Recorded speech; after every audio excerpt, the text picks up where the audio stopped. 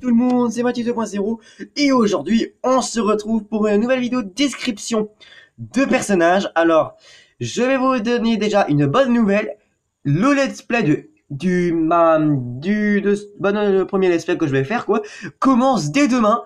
Donc c'est une excellente nouvelle, non? Mais comme je l'ai dit lors de ma dernière description de personnage, c'est-à-dire Venom, revenons sur la description de notre personnage aujourd'hui déjà, ce sera un point.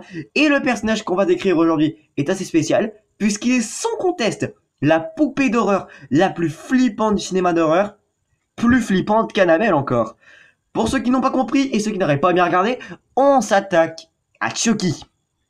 Alors, pourquoi je fais Chucky? Parce que déjà, je l'avais déjà fait, mais ça manquait cruellement de détails, parce que Chucky, c'est quand même un personnage où les détails, il faut vraiment les explorer, et c'est pour ça qu'on va explorer très en détail la petite poupée de Chucky. Déjà, le personnage de Chucky, qui est-il? Nous allons le savoir maintenant. Le personnage de Chucky n'était pas une poupée à la base. Il s'agissait d'un tueur en série nommé Charlie Ray, qu'on surnomme l'étrangleur de Lakeshore, avec plusieurs morts à son actif.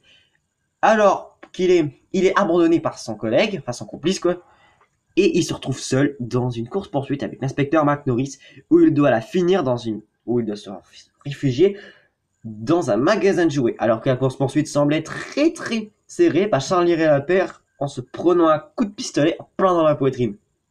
Sur le point de mourir, il se tourne vers sa dernière solution, le vaudou, qui n'était même pas sûr que ça fonctionne, et contre toute attente, ça marche. Et il transmet son âme dans le corps d'une poupée Bravga, super célèbre à cette époque. Et c'est là que Chucky entre en scène. Charlie Ray va enfin vraiment comment dire ça? On va vraiment utiliser son petit surnom Chucky. Chucky est même encore dans le corps d'une poupée, Charlie Ray reste Charlie Ray. Ça reste un psychopathe dangereux qui pense qu'à tuer des gens. Et même dans le corps d'une poupée, Charlie Ray ne semble pas être ralenti. Quand il devient officiellement Chucky, la poupée meurtrière, il n'hésite pas à tuer Maggie, la babysitter d'Andy Barclay, âgée de 6 ans, ultra fan des braves gars à ce moment-là. Il continue à faire des meurtres pendant plusieurs films. D'ailleurs, parlons un peu des films. Chucky débarque en 1988 dans ce premier film, Jeu d'enfant. Ensuite, il revient en 1990 dans Chucky la poupée de sang. Il reviendra ensuite en 1992 dans Chucky 3.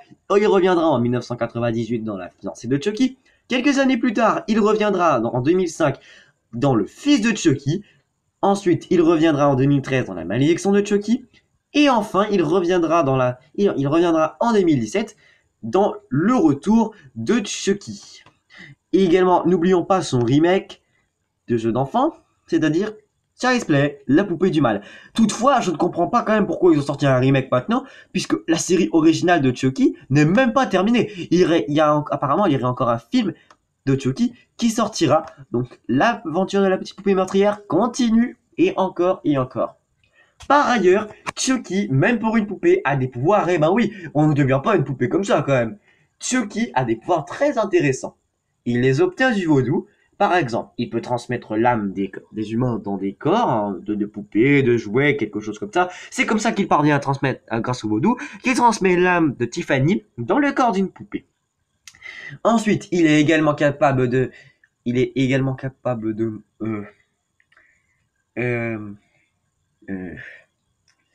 Oula, je me rappelle plus.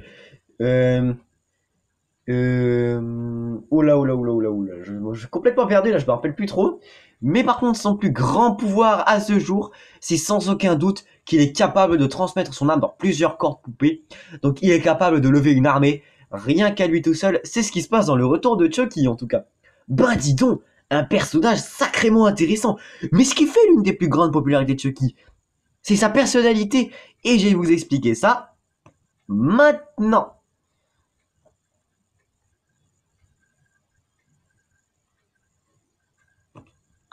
Avant toute chose, Chucky est un énorme psychopathe. Il adore tuer, c'est son envie principale, il y prend beaucoup de plaisir. Il se fiche catégoriquement de savoir qui est sa victime. Si c'est un enfant, un adulte, un adolescent et même des personnes âgées. De plus, on le voit s'amuser comme un petit fou en tuant.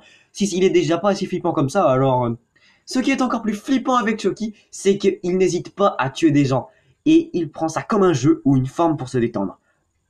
ce qui est un... Mais ce qu'il rajoute en plus, c'est qu'il ajoute un petit sourire, ou même encore, il éclate de rire après qu'il tue quelqu'un. Regardez, dans la malédiction de Chucky, il sourit.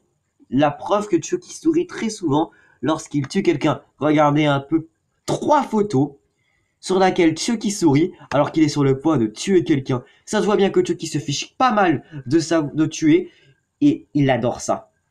Également, quand il s'en prend à des victimes qu'il n'arrive pas à tuer, il se met en colère et c'est là qu'il ne se contient plus. Il n'hésite pas à sortir sa personnalité de tueur en série et de enfin passer à l'action. Parce que Chucky peut rester unanime pendant des heures pour se faire passer pour une poupée ordinaire.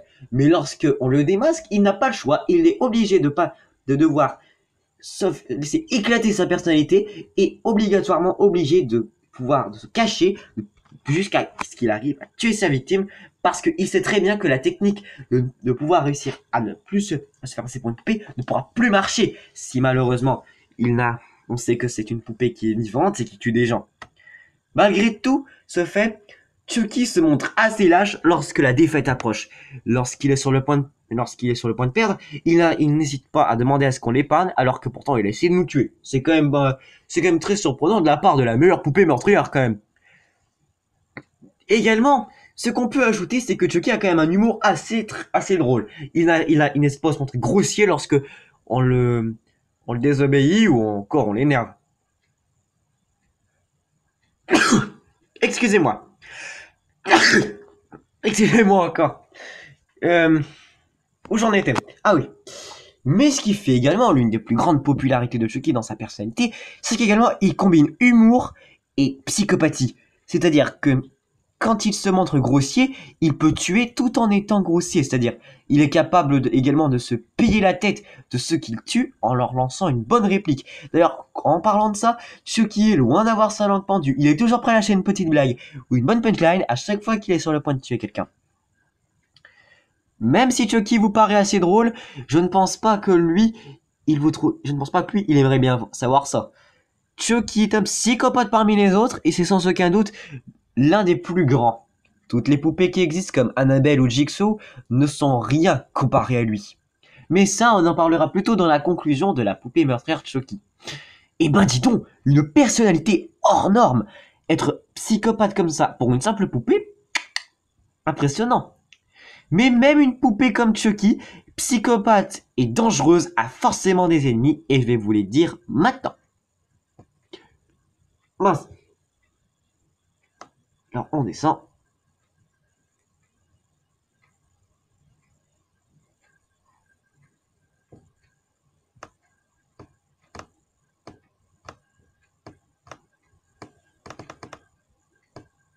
Voilà.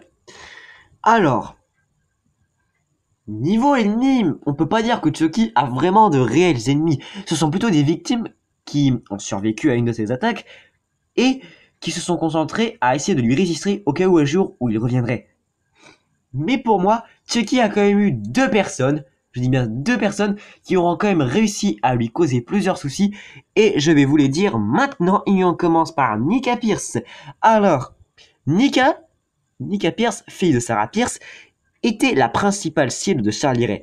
Lorsque Sarah avait rencontré Charlie Ray, et Charles voulait lui prendre toute sa famille. Il n'a pas hésité à tuer son mari, et il voulait Sarah pour lui tout seul. Malheureusement, elle le trahira et le dénoncera à la police. Il n'hésitera pas à rendre Nika paraplégique, il tentera de s'enfuir, et c'est comme ça que Chucky va naître, qu'il va finir dans le corps d'une poupée.